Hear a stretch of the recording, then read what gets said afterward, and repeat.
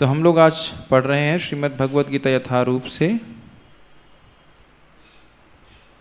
अध्याय 1 श्लोक क्रमांक 1। धृतराष्ट्र उवाच धर्मक्षेत्रे कुरुक्षेत्रे संवेतायुयुत्सवः मामकाः पांडवाश्चैव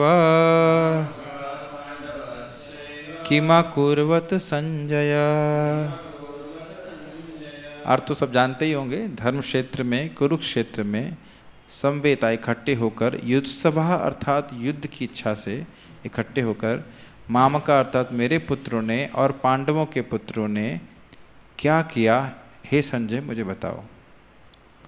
धृतराष्ट्र ने कहा, हे संजय, धर्म भूमि कुरुक्षेत्र में युद्ध की इच्छा से एकत्र हुए मेरे तथा पांडु के पुत्रों ने क्या किया। श्रील बलदेव विद्याभोजन जी की टीका। श्रील व्यासदेव भगवद गीता के प्रथम अध्याय में उन घटनाओं को प्रकट कर रहे हैं जिनका संबंध भगवान कृष्ण और अर्जुन के संवाद से है, जो युद्ध के पहले हुआ। कोई व्यक्ति प्रश्न कर सकता है कि ये इसमें कौन सी कृष्ण कथा छुपी है, धृतराष्ट्र और संजय। लेकिन इस अनुवाद का इस अध्याय का उद्देश्य है भगवान श्री कृष्ण और अर्जुन के संवाद का गुणगान करना, उसकी पृष्ठभूमि में तैयार करता है, क्यों बात हुई। जैसे आपने कई बार देखा होगा कि नाटक में सूत्रधार, समझते हैं सूत्रधार, पीछे से बोलता है तो कुछ इंट्रोडक्शन बोलता है और उसके बाद नाटक शुरू होता है, तो उसका प्रसंग उपस्थित करता है, तो उस बारे में बोल रहे हैं, इसलिए बोला गया है। इस कथा का उद्देश्य भगवान कृष्ण और अर्जुन के संवाद का गुणगान करना है, तो स्पष्ट है, पूरी कथा का ही एक्चुअली 27 श्लोकों तक यह वर्णन है। 27 श्लोक मतलब प्रथम अध्याय के। यह जानते हुए कि भगवान कृष्ण अर्जुन के साथ सारथी रूप में हैं, धृतराष्ट्र को अपने पुत्रों की विजय के संबंध में संदेह हुआ, इसलिए उसने संजय से प्रश्न किया। कितना सुंदर बात है। अब इसमें रहस्य क्या है, क्योंकि वह जानते थे कि कृष्ण भगवान हैं, ये ध्यान देना चाहिए। धृतराष्ट्र को पता था कि कृष्ण भगवान हैं और वो देख रहे हैं कि भगवान युधिष्ठिर के साथ में है। इस पर अगर आप और विचार करेंगे कि भीष्म पितामह ये सारे लोग हैं कुरुओं की तरफ, तब उनको क्यों संदेह हो रहा है, क्योंकि कहीं ना कहीं उनके हृदय में संदेह था कि इतने सारे लोगों के होने के बावजूद, क्योंकि कृष्ण उनकी तरफ हैं, तो कुछ भी कभी भी हो सकता है, और भगवान तो सब कुछ कर ही सकते हैं। वस्तुतः ऋषि वैशंपायन जन्मेजय को यह सब वृतांत सुना रहे हैं। ये तो आप जानते ही, महाभारत की कथा जन्मेजय को सुनाई गई थी, इसमें इस पर पूरा वृतांत नहीं सुनाना चाहता। युद्ध की इच्छा से कुरुक्षेत्र में एकत्रित हुए मेरे पुत्रों और पांडवों ने क्या किया, यह प्रश्न कौन कर रहा है, धृतराष्ट्र कर रहा है। अब मान लीजिए संजय प्रश्न करें, आप पहले ही कह चुके हैं कि वह युद्ध करने के लिए इकट्ठे हुए थे, इसलिए वे निश्चित युद्ध करेंगे, है ना। जैसे कोई व्यक्ति पूछे कि भाई 7:30 बजे लाइब्रेरी रूम में जाकर के भक्तों ने क्या किया, तो कह रहे भाई गीता क्लास के लिए गए थे, गीता क्लास सुनी होगी, आप ये पूछ रहे क्यों क्या जा रहे थे, तो क्या किया, तो ना डिस्को करेंगे आप। कृष्ण हॉल में, प्रसादम हॉल में 9 बजे जाके हम क्या करते हैं, कुछ पूछने की जरूरत नहीं कि क्या करते हैं, कोई पूछता भी नहीं कि क्या करना है, खाना है, isn't it? प्रसाद पाना है। तो ये प्रश्न क्यों कर रहे हैं, उसको बहुत गुह्य रूप से आचार्य समझाएंगे, आप चकित रह जाएंगे। जो एक्सप्लेनेशन है बहुत चकित करने वाला है। तो क्यों प्रश्न कर रहे हैं। एक बात भक्तों से निवेदन है कि अगर आप लोग लेट आएंगे और आपको समझ में नहीं आएगा तो मेरी कोई जिम्मेदारी नहीं है, और मैं रिपीट भी नहीं करूँगा, क्योंकि ये कहानी नहीं है, कहानी नहीं चल रही है, ये क्लास चल रही है। तो आप, मैं को डांटूंगा नहीं, लेकिन रिपीट नहीं करूँगा। तो अभिप्राय क्या है, क्यों पूछ रहे हैं कि क्या किया, तो आप देख सकते हैं, क्योंकि यह युद्ध कुरुक्षेत्र में होने जा रहा है, जो कि एक धर्म क्षेत्र है। ये अब इस तरह से देख रहे हैं, ये ऐसे किया गया, ब्रैकेट्स किए गए, अर्थात अब मानो धृतराष्ट्र उत्तर दे रहे हैं कि मैं ये प्रश्न क्यों कर रहा हूं, क्योंकि यह युद्ध कुरुक्षेत्र में हो रहा है, जो प्रसिद्ध है धर्म क्षेत्र के रूप में। ये देखिए, ये वार्तालाप हुई नहीं है, आप देख रहे हैं कितना टेस्टफुल है। धृतराष्ट्र और संजय यदा ऐसा मान लीजिए ऐसी बात कर रहे हो तो क्या संवाद होगा, उसको बलदेव विद्याभूषण जी यहाँ प्रकट कर रहे हैं। आप मेरी बात समझ रहे हैं? ये बात नहीं किए हैं लोग, उसको एक वार्ता के रूप में, उस एक श्लोक को वार्ता के रूप में प्रस्तुत कर रहे हैं। तो अब यहाँ पे कौन बोल रहा है इस वार्ता में? धृतराष्ट्र बोल रहे हैं कि देखिए, आप कुरुक्षेत्र जो है वो धर्म का क्षेत्र है, और ऐसा मैंने श्रुतियों में सुना है, इसमें लिखा है, श्रुतियों में ऐसा कहा गया है कि, माइक पे पूछिए, ऑन करिए। हाँ, युद्ध हो गया था क्या बोले? मुझे पता था ये प्रश्न है कि क्या ये संवाद युद्ध के बाद हुआ। ऐसा जो मैंने सुना है कि भीष्म पितामह के धाराशायी होने के बाद यह संवाद हुआ था, but that is right now not the focus. मतलब मैं इसलिए कुछ कंक्लूसिवली नहीं कह सकता, क्योंकि मुझे महाभारत पढ़ना पड़ेगा। लेकिन ऐसा मैंने सुना है कि भीष्म पर्व में, भीष्म के धराशायी होने के बाद भीष्म धराशायी हो गए, ऐसे चकित हुए, और उसके बाद वह इस प्रश्न को करते हैं। मतलब विश्वनाथ चक्रवर्ती ठाकुर तो बोल रहे हैं कि आपको पता है, फिर आप ऐसा क्यों पूछ रहे हैं? देखिए, वो तो सुनिए ना उत्तर, तो अभी सुन तो लो भाई, पहले टीका पढ़ तो लो। देखो, कोई भी टीका करने से पहले टीका सुन तो लीजिए क्या है।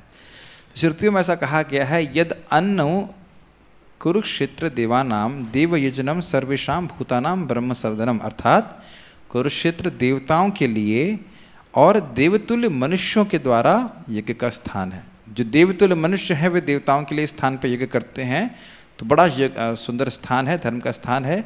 सभी जीवों के लिए ब्रह्म का स्थान है। क्या आपने एक अनुभव किया है कि नितांत कर्मी व्यक्ति भी अगर वृंदावन आता है तो एटलीस्ट कुछ समय के लिए वह क्षेत्र के प्रभाव से कृष्ण भावना भावित हो जाता है? एकदम स्पष्ट है। मैं मंदिर में था, मैं ऐसे शाम को गया हुआ था और मैं खड़ा था, अकस्मात मेरे रिश्तेदार लखनऊ से आ गए और एक लड़का बोला, क्या एनर्जी है, क्या ये है। वह भी सराहना कर लेते हैं। यानी स्थान का प्रभाव पड़ता है, धर्म क्षेत्र का प्रभाव एक अधर्मी व्यक्ति पे भी पड़ता है। जैसे एक धार्मिक व्यक्ति पे अगर वो कदाचित वैश्यालय में चला जाए या मदिरालय में चला जाए तो उस पर प्रभाव पड़ेगा, तो उसका मति भी शायद शराब पीने के लिए होने लग जाए। आप यही बात समझ पा रहे हैं? पहले पूरे सुन लीजिए प्रश्न उठाने से पहले। अरे भाई प्लीज़ फोकस करिए। तो मैं खाली बोल रहा हूँ कि ये जाबाल उपनिषद की बात है जो उन्होंने सुन रखी थी, और पूरा विश्वास था कि कुरुक्षेत्र बहुत बड़ा धर्म का क्षेत्र है। अब आप इसको देखिए, तो उसके आगे बोल रहे हैं, तो इससे हम समझ सकते हैं कि यह स्थान धर्म की वृद्धि करने के लिए प्रसिद्ध हो गया था, कुरुक्षेत्र। तो अब इनके मन में क्या प्रश्न आ रहे हैं, तो क्या इस स्थान के प्रभाव से मेरे पुत्र पांडवों से अपनी शत्रुता को त्याग देंगे और राज्य पांडवों को दे देंगे? एक शंका उनके जो मन में आ रही है वो क्या, कि कहीं ऐसा तो नहीं है कि धर्म के प्रभाव से जो अधर्मी लोग हैं वो कहेंगे अरे तो बड़ा गड़बड़ किया हमने। हाँ, उनको समझ में आ जाए कि हमने बहुत बड़ा अपमान किया, अपमान नहीं कहना चाहिए, गलत किया हमने पांडवों के साथ, हमको ऐसा नहीं करना चाहिए था, आधा आधा राज्य दे दे करके चलो मांडवली कर लेते हैं। मांडवली कोई महाराष्ट्र में, हाँ मांडवली जानते हैं? मांडवली मतलब समझौता कर लेते हैं। ऐसा तो नहीं हो गया। तो आप देख सकते हैं कि धृतराष्ट्र नहीं चाहते थे कि मांडवली हो, समझौता हो।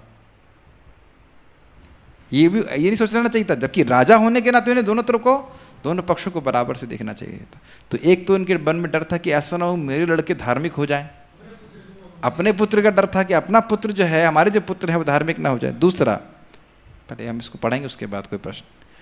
यह हो सकता है कि पांडव जो सदा ही धर्मपरायण हैं वह इस धर्म क्षेत्र में विचार कर लें कि वंश परंपरा को युद्ध के द्वारा धर्म ध्वंस करने के अधर्म से तो वन में जाना ही श्रेष्ठकर है। कहने का अर्थ कि ये तो वैसे धार्मिक हैं और धर्म क्षेत्र में चले जाएंगे तो क्या है, तुम क्या लेके जैसे बोलते हैं ना, तुम क्या लेके आए, क्या लेके जाओ, छोड़ो, युद्ध करने से क्या है, छोड़ दो, चले जाएंगे, जंगल में धन कर लेंगे। और आप देख सकते हैं कि अर्जुन के मन में ये विश्वास या इच्छा, विश्वास नहीं कहना चाहिए, विचार आ भी गया था। प्रत्यक्ष हम देख रहे हैं कि आ भी गया तो नहीं, इससे अच्छा है कि मैं भीख मांग कर ही जी लूँ। आप देख रहे हैं ना, तो कि ऐसा तो नहीं हो गया। यानी एक और आपको ये बात देख रहे हैं कि ना सिर्फ कुरुओं की विजय चाहते थे धृतराष्ट्र, बल्कि ये भी चाहते थे कि पांडवों को समाप्त कर दिया जाए। भाई अगर पांडव जंगल में चले जाते तो भी कोई उनको दिक्कत नहीं होती, दिक्कत नहीं होनी चाहिए थी, लेकिन वो ये भी नहीं चाहते थे कि पांडव जिंदा चले जाएं वहां से। ये भी आप देख सकते हैं इस भाव। तो चाहते थे कि युद्ध हो, धृतराष्ट्र चाहते थे कि युद्ध हो, शांति नहीं चाहते थे। हे संजय, व्यास की कृपा से आपने सब प्रकार के राग और द्वेष को विनष्ट कर लिया, इसलिए आप मुझे सत्य बताएं। अब ये बहुत इंटरेस्टिंग लाइन है। आप देख रहे हैं युधिष्ठिर पांडवों और कौरवों के बीच या उनके प्रति धृतराष्ट्र का राग और द्वेष प्रत्यक्ष दिख रहा है। मामकः, मेरे बेटे, पांडवों के बीच। तो जब राग और द्वेष होता है तो व्यक्ति सत्य नहीं बता पाता, सत्य का निर्णय ही नहीं कर पाता ना। वह तो कुछ भी बोलेगा उसके आधार होगा उसका राग किस में है या द्वेष किस में। तो जो निष्पक्ष व्यक्ति है वही कर सकता है। तो इसलिए वो कह रहे हैं कि मेरे राज्य में होते हुए भी तुम मेरे अंडर में सेवा किए हो, उसके बावजूद, संजय तो उनके सेवक थे, उसके बावजूद मतलब बावजूद का मतलब क्या हुआ, यद्यपि तुमने मेरी सेवा करी है, फिर भी व्यास की कृपा से तुम राग और द्वेष से मुक्त हो। इस गुण को वह देख रहे हैं संजय में, और वो कह रहे हैं कि इसलिए आप मुझे सत्य बता सकते हैं कि क्या क्या सत्य बताइए क्या हुआ। ये अद्भुत बात है कि बहुत बार लोग बोलते हैं साहब मैं सच बोल रहा हूँ, झूठ नहीं बोल रहा आपसे, लेकिन उसका सच उसके सच की प्रतीति है। मतलब उसको प्रतीत हो रहा है कि ये सत्य है और उसका वर्णन कर रहा है, जबकि वो सत्य नहीं है, क्योंकि उसका आंखें तो राग और द्वेष से रंगी हुई हैं। ये बात समझ में आती है। बहुत बार लोग किसी घटना का वर्णन करेंगे, अरे ये सब आदमी गलत थे, ये आदमी सही थे, लेकिन उसका क्या, उसका देखने का दृश्य नजरिया है, क्या वो शुद्ध है? जिस पे कृपा होगी वो बता सकता है। पश्यन्नपि न पश्यति। तो यहाँ देख रहे हैं कि व्यास की कृपा से वह सत्य बता सकते थे, उनको राग और द्वेष नहीं था, जैसा स्थिति थी उसको वैसा बता देंगे। देखिए अभी हम लोग ने जब गीता का आखिरी श्लोक चर्चा किया था, धृतराष्ट्र के मुंह पे बोल रहे हैं, क्या बोल रहे हैं, यत्र योगेश्वरः कृष्ण यत्र पार्थो धनुर्धर तत्र शीर विजय भूतिर नीतिर मतिर ध्रुव नीतिर मतिम। एकदम मुंह पे कोई राग द्वेष नहीं दिख रहा है कि नहीं दिख रहा है? ऐसा नहीं कि आप धृतराष्ट्र की हम चापलूसी करें, हमें कुछ दे देंगे, नहीं, कोई राग द्वेष नहीं, स्पष्ट बता रहे हैं, धृतराष्ट्र के मुंह पे ही बता रहे हैं, जो कि अभी भी राजा हैं, स्पष्ट बता रहे हैं। तो यहाँ देख सकते हैं कि सत्य बोलने के लिए राग और द्वेष से मुक्त होना चाहिए, बहुत स्पष्ट है। क्योंकि अगर हमें कुछ आसक्ति है, भौतिक आसक्ति, तुम सोचेंगे अरे मैं सत्य बोलूंगा और मेरा यजमान मुझको पुरस्कार नहीं देगा, तो इसलिए विश्वास कर रहे हैं सत्य बताइए, ठीक है। इस संबंध में कई बार मैंने सुना था कि विदुर जी से धृतराष्ट्र पूछते थे, कहते तुम मुझे अच्छे उपदेश दो, मुझे सुनने में अच्छे लग रहे हैं, भले ही मैं उसका पालन नहीं करूंगा, लेकिन कम से कम मैं कोई ऐसा व्यक्ति तो है जो मुझे अच्छे उपदेश दे सके। यह उल्लेख नहीं करके कि पांडव भी उनके संबंधी थे, मतलब मामकः पांडव बोल रहे हैं, और केवल अपने पुत्रों को ही अपने संबंधी के रूप में उल्लेख करके वह पांडवों के प्रति अपने द्रोह को प्रकट कर रहे हैं। देखिए ना कितना शब्दों का अर्थ है। मामकः पांडवश्चैव का अर्थ है कि मेरे बेटे और पांडव हैं, पांडव इनके पीछे द्रोह उत्पन्न कर रहे हैं। नहीं। अब बहुत सुंदर लाइन है, जरा देखिए, धान का खेत मतलब चावल का खेत, धान के खेत में जो खरपतवार होती है और जो धान के समान तो लगती है परंतु धान के उगने में प्रतिरोधी उत्पन्न करती है, उसका लिखा हुआ, उसका अंततोगत्वा निर्मूलन कर दिया जाता है। किसके द्वारा किया जाता है? नहीं, खुरपी, हाँ ठीक है खुरपी से, लेकिन खुरपी के पीछे कौन है? जो माली है या जो भी कर रहा है। तो यहाँ मालिक कौन है? कृष्ण है। यस, सर्व क्षेत्रेषु भारतः। और धर्म मूर्तिमान धर्म कौन है? कृष्ण। तो अब यहाँ पे बहुत अच्छा हम पढ़ लेंगे तो समझ में आ जाएगा कि ये जितने कौरव हैं ये धर्माभासी हैं। धर्माभासी मतलब जो धार्मिक लगते हैं, धार्मिक है नहीं। और पांडव जो हैं वो वाकई धार्मिक व्यक्ति हैं।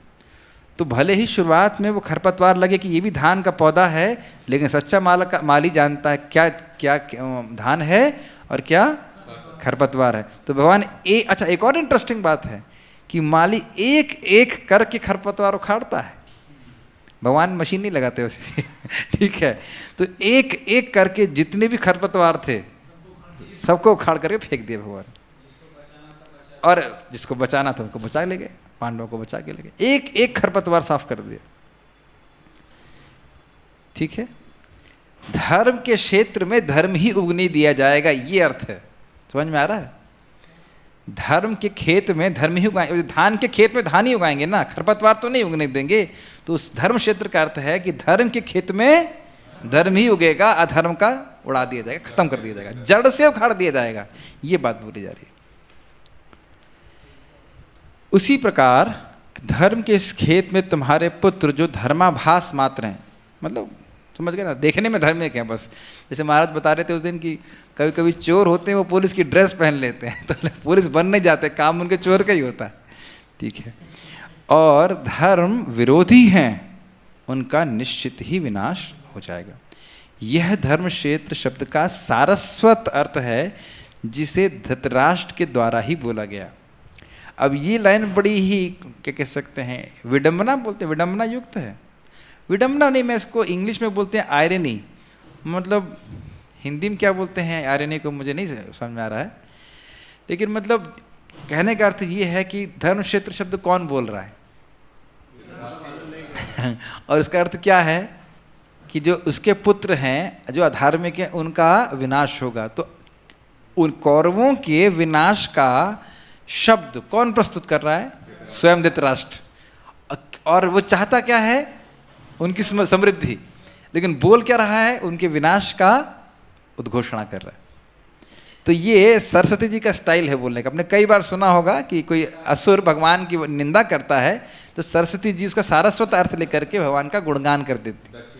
हाँ, कई बार ऐसा करते। तो ये अर्थ जो है लिया गया है। अब प्रभुपाद का तात्पर्य पढ़ेंगे तो आप बहुत इजीली समझ लेंगे, उसको पढ़ लेते हैं। भगवद गीता एक बहुपठित आस्तिक विज्ञान है जो गीता महात्म्य में सार रूप में दिया हुआ है। तो बहुत सिंपल है, बहुत सारे लोग भगवद गीता पढ़ते हैं। इसमें यह उल्लेख है कि मनुष्य को चाहिए कि वह श्री कृष्ण की भक्त की सहायता से संवीक्षण करते हुए भगवद गीता का अध्ययन करे और स्वार्थ प्रेरित व्याख्याओं के बिना उसे समझने का प्रयास करे। 2 पॉइंट इंपॉर्टेंट हैं। भगवद गीता को बहुत ध्यानपूर्वक पढ़ना चाहिए। जैसे आँख में दवा डालनी थी मेरे को, तो मैंने उसमें बहुत ध्यानपूर्वक पढ़ा कि कैसे डालनी है कि नहीं तो ऐसा ना हो कि 5 की 10 डालनी हो या गलत डाल दी। तो बहुत महत्वपूर्ण है कि अगर हम चाहते हैं कि हमारी बीमारी ठीक हो तो ये जानना बहुत ज़रूरी है कि दवा कैसे लेनी है। प्रभुपाद जी इसको इंट्रोडक्शन में बोलते हैं, आप लोग पढ़ लीजिएगा। तो इसलिए बहुत ध्यानपूर्वक पढ़ना है, एक फॉर्मेलिटी के लिए नहीं पढ़ना है कि हाँ भैया पूरा करो पार करो, ऐसा नहीं, क्योंकि भगवद गीता के द्वारा हमारी अविद्या नष्ट हो जाएगी। बहुत शक्तिशाली ग्रंथ है, तो इसलिए पढ़ना चाहिए। स्वार्थ प्रेरित व्याख्याएं आप समझते हैं। स्वार्थ प्रेरित मतलब कर्ण लोभेना, पैसे के लिए, धन के लिए या अपनी मतामत स्थापित करने के लिए ना, उससे बचना चाहिए। ठीक है, क्लियर है, जानते हैं आप लोग। अर्जुन ने जिस प्रकार से साक्षात भगवान कृष्ण से गीता सुनी और उसका उपदेश ग्रहण किया, इस प्रकार की स्पष्ट अनुभूति का उदाहरण भगवद गीता में ही है। अब हम आप लोगों से प्रश्न करेंगे, क्योंकि हम आपको आप लोग भक्त हैं जिन्हों कि अब तो हम प्रभुपाद की गीता ले रहे हैं, आप गीता ले सकते हैं, पढ़ सकते हैं। तो अब मैं आपसे प्रश्न करना चाहता हूँ कि भगवान कृष्ण से अर्जुन ने जो गीता का उपदेश ग्रहण किया उसमें उनकी सही भावना क्या थी? आप लोग हाथ खड़ा कर सकते हैं, इसको पता हो किस भावना में, किस सही भावना में अर्जुन ने भगवान कृष्ण से गीता का उपदेश ग्रहण किया? वो क्या भावना है जिसके द्वारा व्यक्ति भगवद गीता को समझ, नहीं बोलने से पहले, करने से पहले आप माइक लीजिए। यस यस यस यस, आप बताइए, क्योंकि अब हम थोड़ा क्लास अलग तरह से करेंगे। बहुत सारी चीज़ें मैं उम्मीद करता हूँ कि आपको पता हो। अर्जुन ने तो प्रश्न के रूप में प्रश्न उठाऊंगा और आपको उत्तर देना। यस, शरणागत के रूप में जो है अर्जुन ने, ओके, पहली चीज़ हम देखेंगे कि उनने ये स्वीकार किया कि मुझे नहीं पता है कि धर्म अधर्म क्या है, मैं कुछ समझ नहीं पा रहा हूँ। नहीं, मैं आपको गुरु, एक मिनट, धर्म क्या है वो नहीं पूछे, धर्म क्या है ये पूछे। वो मैं ये निश्चय नहीं कर पा रहा हूँ कि धर्म क्या है। तो इसलिए यानी कि वो पहली बात ये स्वीकार करनी पड़ेगी कि हमें नहीं पता है, आप बताइए, नम्रता की भाव। Yes, next. शरणागत, शरणागत हुआ। यस, और शिष्य के रूप में आपने को आपको प्रस्तुत किया। शिष्य मतलब जो शासन स्वीकार करे, शिष्य मतलब जो शासन स्वीकार करे, इजंट इट? शासन स्वीकार करे ना कि भाई गुरुजी कहें मंगल आरती के लिए उठना, नहीं वो तो नहीं उठेंगे, जब करना है तो नहीं उठेंगे, तो फिर शिष्य काय के लिए हुए? ठीक है ना? Isn't it? भाई पेशेंट का मतलब क्या हुआ? हम ट्रीटमेंट ले रहे हैं, तो मतलब क्या हुआ? डॉक्टर की आज्ञा मान रहे हैं। तो एक इंपॉर्टेंट बात। लेकिन एक और बहुत महत्वपूर्ण चीज़ है जो प्रभुपाद जी इंट्रोडक्शन में बोलते हैं, वह भगवान को भगवान के रूप में स्वीकार किया। ठीक, पॉइंट नंबर 1। दूसरा, जो भी वह भगवान बोल रहे हैं उसे सबको स्वीकार कर। ठीक है, ये तो बहुत महत्वपूर्ण बात। ठीक है, अगर ऐसा अगर कर लेता है कोई व्यक्ति तो गीता को समझ सकता है। यदि वह सोच रहा है कि भगवान एक सामान्य व्यक्ति है, कभी नहीं समझ सकता। क्योंकि फिर क्या होगा? कुछ बात सही बोल रहे हैं, कुछ बात सही है, भगवत गीता सही है, लेकिन बट नहीं लगा सकते। कुछ चीज़ें सही हैं, कुछ चीज़ें गलत हैं, वो नहीं कह सकते। जो मुझे अच्छा लगता है वो सही है, और जो मुझे अच्छा नहीं लगता है वो सब गलत है, ऐसा आप नहीं कह सकते। अर्जुन ने जिस प्रकार से साक्षात पढ़ लिया। यदि उसी गुरु परंपरा से निजी स्वार्थ से प्रेरित हुए बिना किसी को भगवत गीता समझने का सौभाग्य प्राप्त हो, तो वह समस्त वैदिक ज्ञान तथा विश्व के समस्त शास्त्रों के अध्ययन को पीछे छोड़ देता है। बस एक सिंपल सा कमेंट है इस संबंध में कि सारे शास्त्रों का पढ़ने का उद्देश्य क्या है? भगवान को समझना। और भगवत गीता को समझकर हम भगवान को समझ सकते हैं। कि भगवत गीता को कैसे समझेंगे? जब गुरु परंपरा में स्वीकार करें। तो अगर वो समझ गया तो सारे शास्त्रों को पढ़ने की जरूरत नहीं है, भगवत गीता ही पढ़ करके उसका उद्धार हो जाएगा। ठीक है, हमने सुना भी ना कि मान्य शास्त्र विस्तार है, और शास्त्र विस्तार करने की क्या आवश्यकता है? भगवत गीता जब है हमारे पास। ठीक है, लेकिन मेन बात है परंपरा में स्वीकार करना चाहिए। पाठक को भगवत गीता में न केवल अन्य शास्त्रों की सारी बातें मिलेंगी, अपितु ऐसी बातें भी मिलेंगी जो अन्यत्र कहीं उपलब्ध नहीं हैं। जैसे अन्य उपनिषदों में ये नहीं समझ में आता है कि भगवान कौन है। केवल गोपाल तापनी उपनिषद छोड़ दीजिए, बाकी समझ में नहीं आता कि भगवान कौन है। भगवान की एक निर्विशेष व्याख्या सी होती है, वो तो क्लियर नहीं समझ में आता। तो लेकिन भगवत गीता में स्पष्ट है कि कौन है? कृष्ण भगवान। आप भगवान बोल रहे हैं, मजाक कर रहे हैं। ठीक, यही गीता का विशिष्ट मानदंड। क्या मानदंड है? अन्य जो जगह है वह भी आपको गीता में मिलेगा, और जो अन्य नहीं है जगह है वह भी आपको भगवत गीता में मिलेगा। इसे कहते हैं क्या? गागर में सागर भरना। कम शब्दों में भगवान हर प्रकार का आध्यात्मिक ज्ञान जो हमारे निस्तार के लिए आवश्यक है वो दे रहे। स्वयं भगवान श्री कृष्ण द्वारा साक्षात उच्चरित होने के कारण यह पूर्ण आस्तिक विज्ञान है। पूर्ण आस्तिक विज्ञान मतलब भगवान की सही सही व्याख्या इसमें पूरी तरह से की गई है। उसको पढ़ करके व्यक्ति भगवान के बारे में अच्छे से समझ सकता है। हाँ, अब इसके बाद प्रभुपाद जी स्पष्ट रूप से गीता भूषण को फॉलो करेंगे तो हम बहुत तेज़ी से पढ़ते चले जाते हैं। महाभारत में वर्णित धृतराष्ट्र तथा संजय की वार्ताएं इस महान दर्शन के मूल सिद्धांत का कार्य करते हैं। ये हमने पढ़ लिया था अभी, पृष्ठभूमि तैयार करती हैं। माना जाता है कि इस दर्शन की प्रस्तुति कुरुक्षेत्र के युद्धस्थल में हुई, जो वैदिक युग में पवित्र तीर्थस्थल रहा है। ये भी अभी हमने चर्चा कर लिया। इसका प्रवचन भगवान द्वारा मानव जाति के पथ प्रदर्शन हेतु तब किया गया जब वे श्लोक में स्वयं उपस्थित थे। कुछ भी समझाना नहीं। हाँ, ये भी इम्पोर्टेंट बात है। गीता आप गैया को नहीं पढ़ा सकते। गीता आप गैया को नहीं पढ़ा सकते। गैया गाय को नहीं पढ़ा सकते। इंसानों के लिए है, और इसलिए इंसानों का कर्तव्य है कि गीता को पढ़ें। अब धर्म क्षेत्र शब्द सार्थक है, क्योंकि कुरुक्षेत्र के युद्ध स्थल में अर्जुन के पक्ष में श्री भगवान स्वयं उपस्थित थे। ये हम डिस्कस कर चुके हैं। कौरवों का पिता धृतराष्ट्र अपने पुत्रों की विजय की संभावना के विषय में अत्यधिक संदिग्ध था। क्यों था? अभी क्या डिस्कस किया था? क्योंकि भगवान उनके साथ उस तरफ है। अब वो नहीं, पहला पॉइंट था भगवान उनकी तरफ है, इसलिए। अतः इसी संदेह के कारण उसने अपने सचिव से पूछा। उन्होंने क्या किया? वह आश्वस्त था कि उसके पुत्र तथा उसके छोटे भाई पांडु के पुत्र कुरुक्षेत्र की युद्ध भूमि में निर्णयात्मक संग्राम के लिए एकत्रित हुए हैं। फिर भी उसकी जिज्ञासा सार्थक है। वह नहीं चाहता था कि भाइयों में कोई समझौता हो। ये हम चर्चा कर चुके हैं। मैं कोई एक्सप्लेन नहीं करूँगा उसको। अतः वह युद्ध भूमि में अपने पुत्रों की नियति, भाग्य यानी भावी के विषय में आश्वस्त होना चाह रहा था। चूंकि इस युद्ध को कुरुक्षेत्र में लड़ा जाना था, जिसका उल्लेख वेदों में स्वर्ग के निवासियों के लिए भी तीर्थ स्थल के रूप में हुआ है। अतः एकदम अभी पढ़ा था हमने, अतः धृतराष्ट्र अत्यंत भयभीत था कि इस पवित्र स्थल का युद्ध के परिणाम पर न जाने कैसा प्रभाव पड़े। उसे भली भांति ज्ञात था कि उसका प्रभाव अर्जुन तथा पांडु के अन्य पुत्रों पर अत्यंत अनुकूल पड़ेगा, क्योंकि स्वभाव से वे सभी पुण्यात्मा थे। क्या था? हो सकता था वो सोचे कि हम वन चले जाएं, युद्ध ना करें। और कौरव क्या सोच सकते थे कि नहीं, इसीलिए क्लास में टाइम पे आना चाहिए, तब समझ में आएगा। देखिए ये ध्यान रखिए, मैं टीका जो पढ़ा दूंगा, अगर टीका मिस हो गया तो फिर मैं उसको रिपीट नहीं करूँगा, फिर आपका मिस हो जाएगा तो मैं जानता नहीं। फिर भी मैं आज रिपीट कर दे रहा हूँ कि ऐसा हो सकता था कि कौरव सोचें अरे अब क्या युद्ध करना, चलो बांट के खा लेते। नहीं, कौरव वन में नहीं जाएंगे, कौरव वन में नहीं जाएंगे। कौरव सोच लेंगे कि हो सकता है कि चलो पांडवों को दे दो आधा राज्य, हम लोग खुशी से रहेंगे। हाँ, पांडव सोच सकते थे कि हमें युद्ध ही नहीं करना, हम वन में चले जाएंगे। तो दोनों ही परिस्थिति में युद्ध टल सकता था और वो नहीं चाहते थे। मैं फिर रिपीट कर रहा हूँ, वो सोच रहे थे कि पांडवों का न सिर्फ राज्य नहीं प्राप्त होना चाहिए, उनका विनाश ही हो जाना चाहिए। ये बात बहुत महत्वपूर्ण है। और उन्होंने इसलिए खूब सारी प्लॉटिंग भी करी थी कि जलाने का प्रयास किया, क्या क्या नहीं किया। ये आप लोगों के साथ कन्विंस नहीं है आप लोग।